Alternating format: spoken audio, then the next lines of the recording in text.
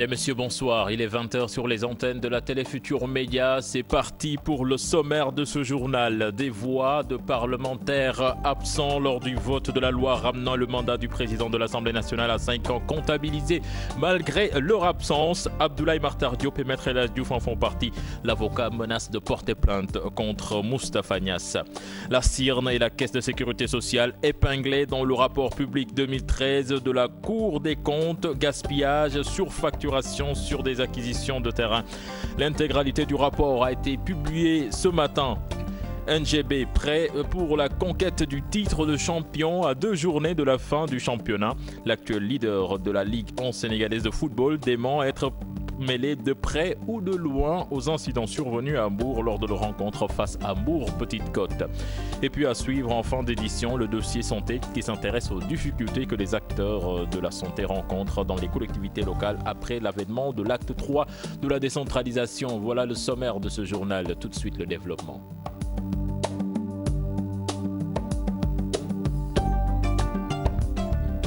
Bienvenue à toutes et à tous. Abdoulaye Martar Diop et Maître El Hadji Diouf, 2 députés absents lors du vote de la loi ramenant le mandat du président de l'Assemblée nationale à 5 ans.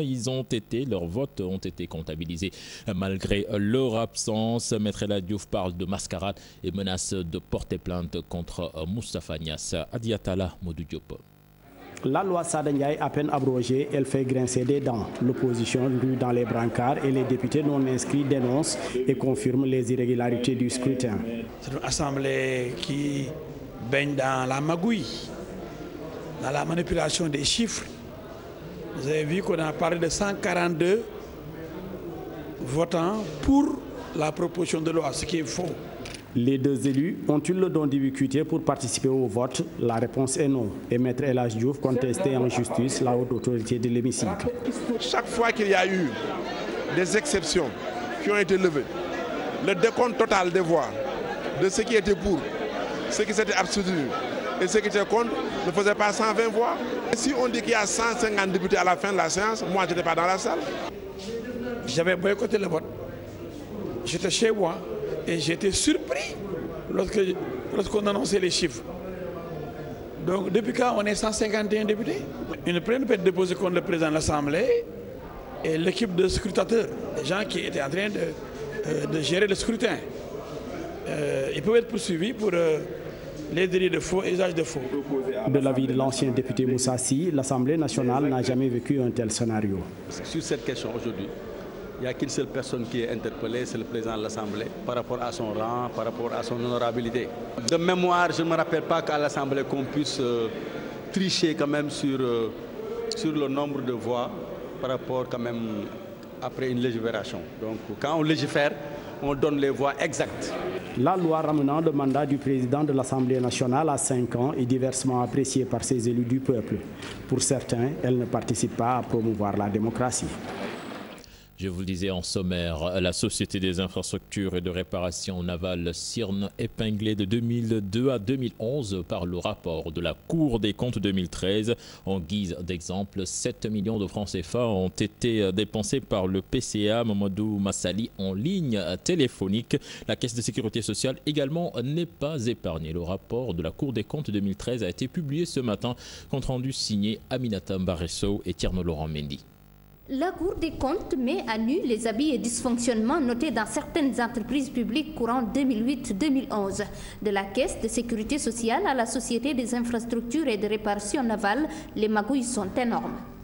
À la Caisse de sécurité sociale, les contrôleurs de la Cour des comptes ont signalé l'octroi d'avantages indus aux administrateurs. Entre autres faits reprochés à la Caisse de sécurité sociale, l'acquisition foncière et onéreuse de la Caisse de sécurité sociale concernant un terrain sur la VDN et 2 autres à Bambilor. Autre société épinglée par la Cour des comptes, la Société des infrastructures et de réparation navale.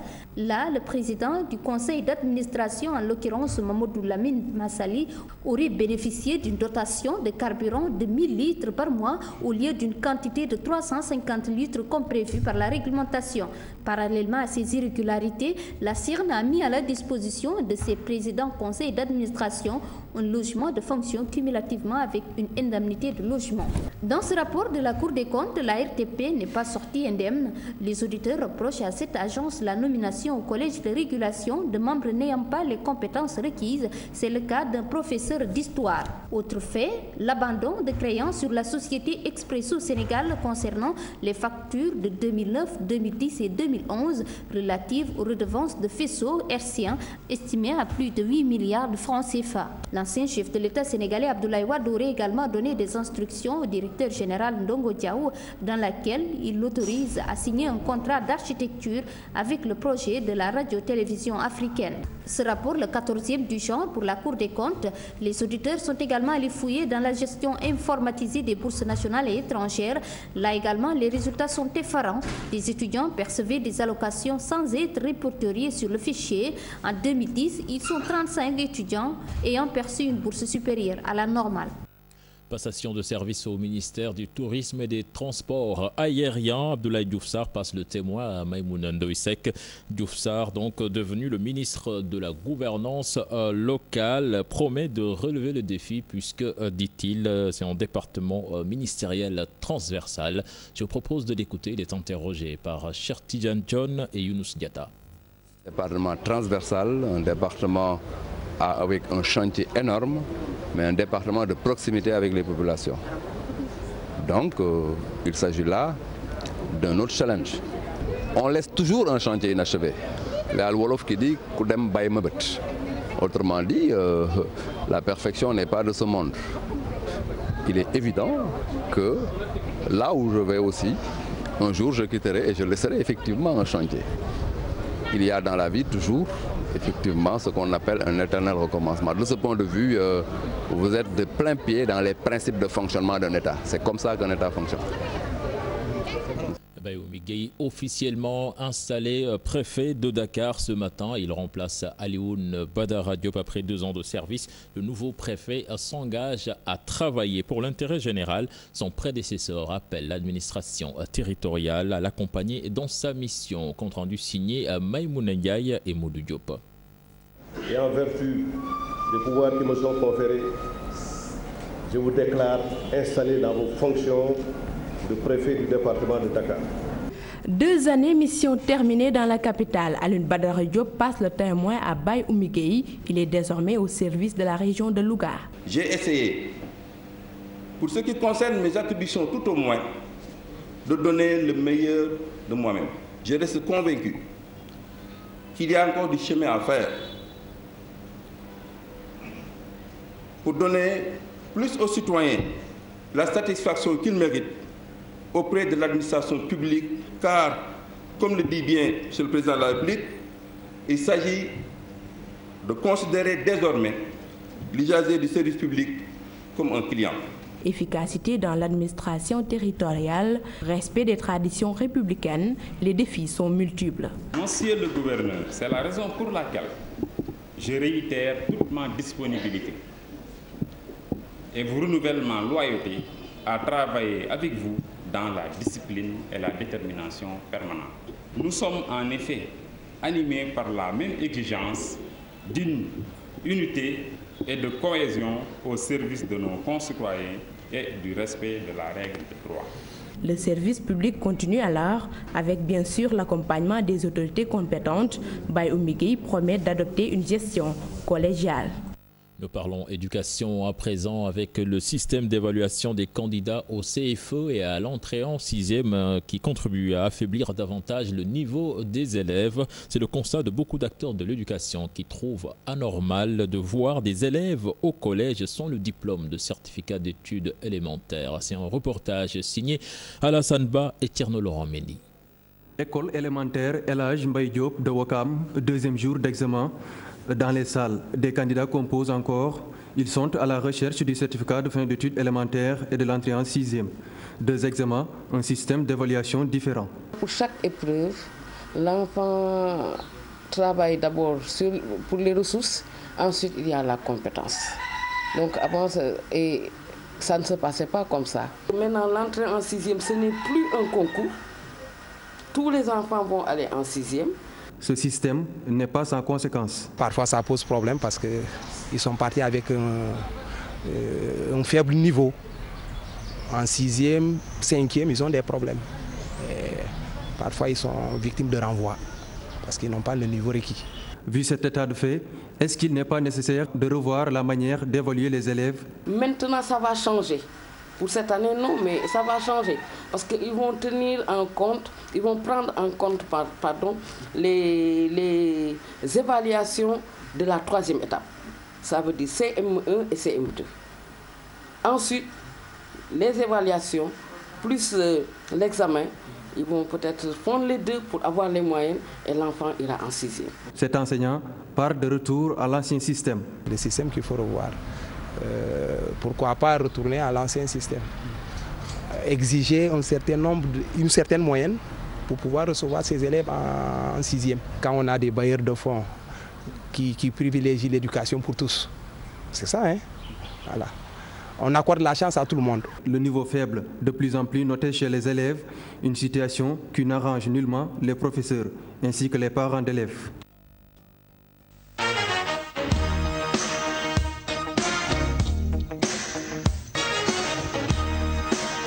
Je vous le disais en sommaire, Niary Tally donc fin prête pour la conquête du titre de Ligue 1 nationale, donc le titre de champion du Sénégal. Du côté des Galactiques, l'on ne veut pas se disperser.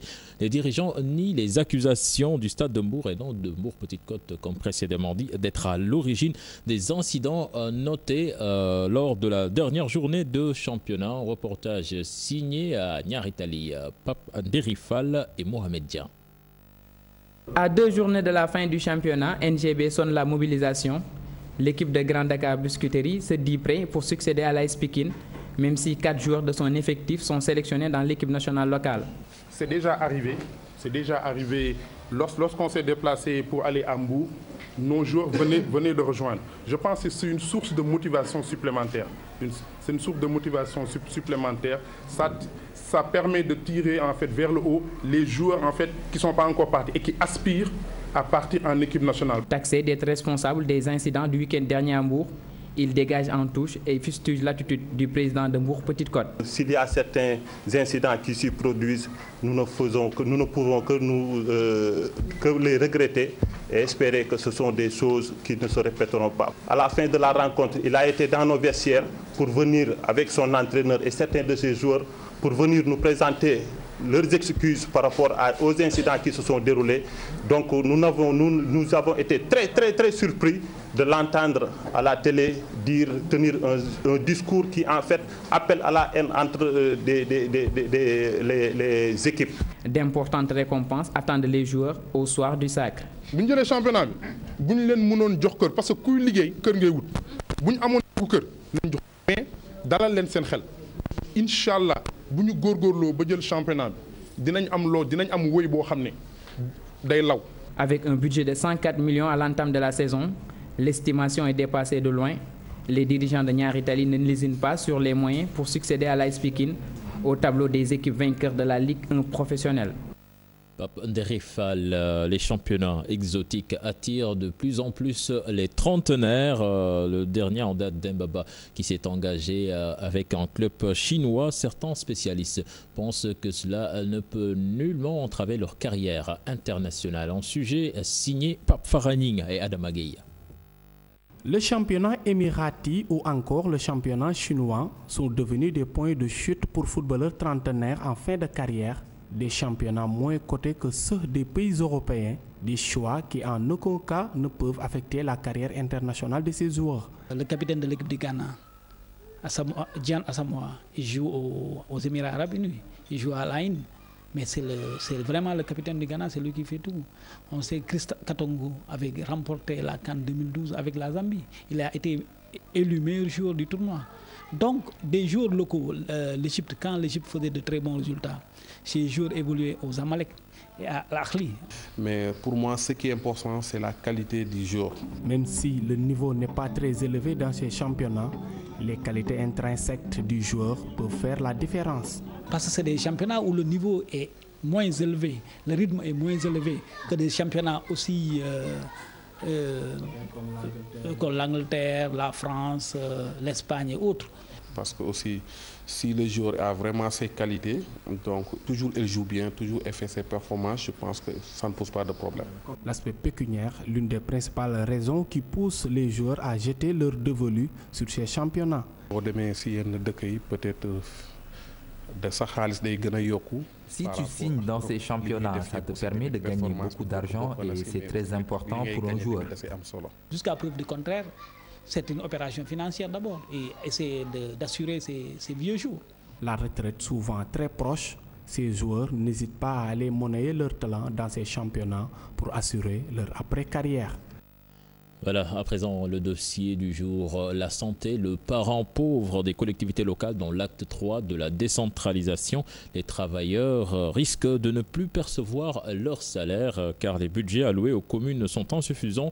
C'est l'objet de notre dossier santé donc de ce jeudi signé Fatou Kinedem et Molou Diop. L'acte 3 de la décentralisation n'est rien d'autre que la bêtise du siècle. Bêtise du siècle pour avoir été à l'origine de plusieurs dysfonctionnements. Ces travailleurs de la santé des collectivités locales parlent de failles dans la politique de décentralisation. Aujourd'hui, quand vous allez dans les structures des collectivités locales au Sénégal, vous imaginez, les travailleurs n'ont plus droit à la couverture médicale. Non seulement ils n'ont pas droit à la couverture médicale, ils ne perçoivent pas leur salaire à temps. Ils ne perçoivent pas leurs allocations de congés ni leur indemnité de retraite, une fois l'âge de la retraite atteint. Puis, ces travailleurs risquent de ne plus percevoir de salaire. Les communes ont du mal à joindre les deux bouts. Le budget de notre commune ne permet pas aujourd'hui de prendre en charge le personnel qui nous a été envoyé ou la dévolution du personnel venant de la ville de Dakar. Ce qui nous a permis d'arriver jusqu'à aujourd'hui, c'est les retards, le reliquat du moins que nous avions à la ville de Dakar sur les fonds de dotation de 2013 et 2014 qui nous permet de survivre jusqu'à aujourd'hui. Des difficultés liées également au manque de recettes. Si on n'a pas de recettes conséquentes, mais nous ne pouvons pas payer les salaires. Et il n'y a que le percepteur qui pourra éventuellement avancer des fonds pour pouvoir payer ces salaires-là. C'est une faille principale, c'est la deuxième phase de l'acte 3 qui n'est pas mise en application.